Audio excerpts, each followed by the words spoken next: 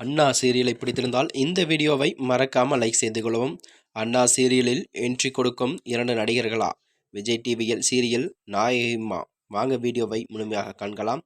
அண்ணா serial G தமிழில் hit சீரியலில் ஒன்றாக உள்ளதா என்று கூறப்படுகிறது. விஜய் டிவியில் நிறைய ஹிட் சீரியல்களில் நடித்து பிரபலமான மாணவர்தான் மிர்ச்சி செந்தில் ஆவார்.